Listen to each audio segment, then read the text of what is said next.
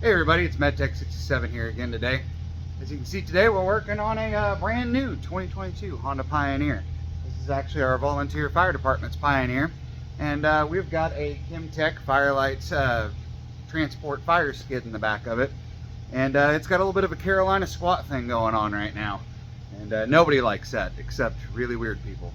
So we have got some upgraded rear springs from S3 Power Sports, and I'm hoping that this will take care of our squat issue and give us a little bit better ride when that thing's full of water.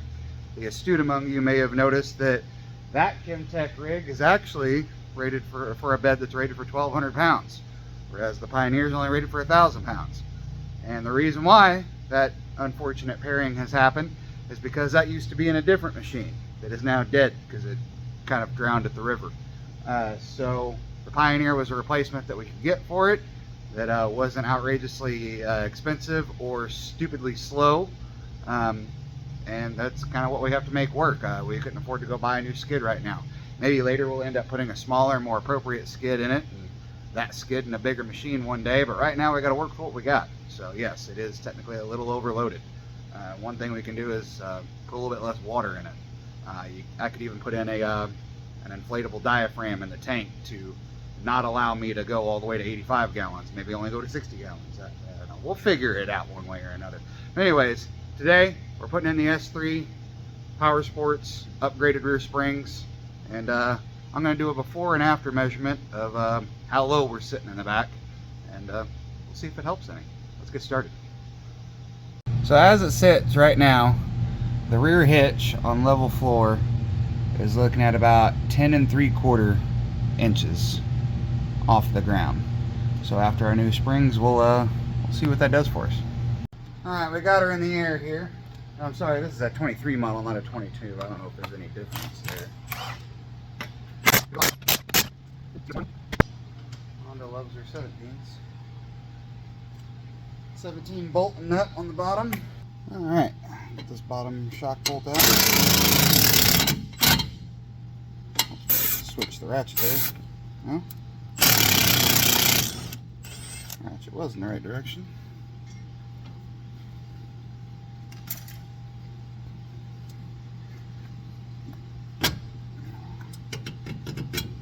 Bottom one. Now we just gotta get that top shock bolt out.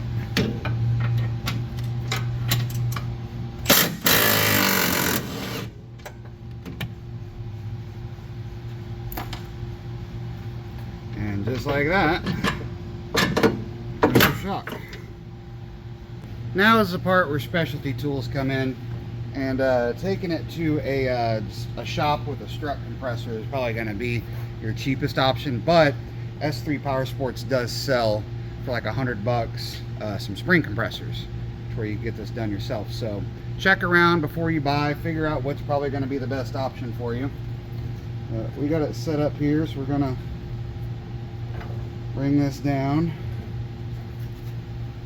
Now, if I'm not mistaken, it's the top one, yeah.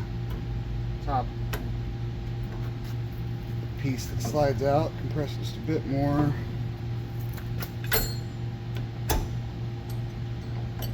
Slides right out.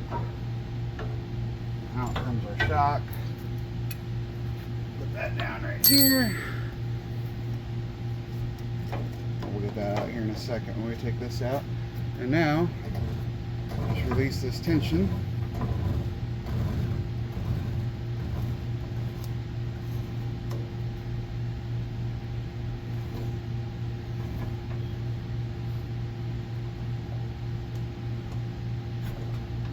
Get this guy out of here. Now we'll go get our new spring. So an issue I found with the new spring is that it definitely only goes on to the shock one way, and that's what this way right here. There's a little bit of play, not too much on the bottom. If you try to turn it around the other way, it will not go down to sit on the spring seat. It's just sitting on this thin ridge right here. So that's fine. Yeah, this is how this is supposed to go. Then comes the trouble when you try to put on the dust boot, it will not go on. So, and I've tried every way. I'm just doing it here in front of the camera. First I thought, okay, well you could do, you could grind that out. I don't want to do that because it fits tightly on the retainer. It fits just fine on the retainer. And if you go grinding it out, it'll fit looser, and I don't like that. I thought, well, you could cut right down the middle a section to where it'd fit smaller and fit in there and still act as a dust boot. Then I thought it'd be real easy for this to get caught up into the shock and jam into the seal. So I thought, honestly, that might do more harm than good. So I'm just going to run without the dust boot. All right, now we just have to put our new retainer back in and relieve the pressure.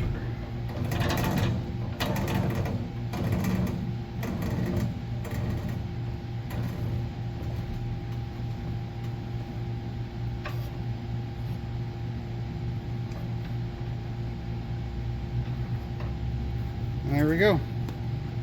There's a new spring minus the dust boot. I'm not real happy about that, but hopefully it ends up working out better. I don't like there's no dust boot, but there's not a whole lot I can do about that. The fact of the matter is, so far this is the cheapest option I've seen for better springs for the Pioneer that does not require you replacing the entire shock. So that's what we're gonna go with. Now it's just a matter of putting this guy back in.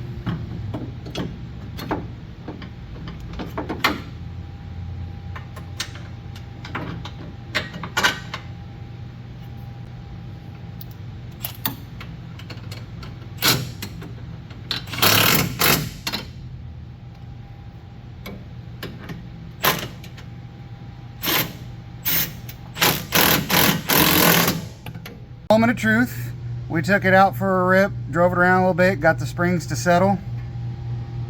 They're now sitting at just over 13.5 inches, about a 13 and what was it, 9/16. So that got us almost 3 inches of suspension travel back, and I can tell you that it rides much better now. It feels much more stable with all that weight in the back. Granted, we don't have a full tank right now, but I mean, this is just a apples to apples comparison. I'll put more water in it till it's all the way full, and I'll see how it feels then. Alright guys, so I hope that was helpful.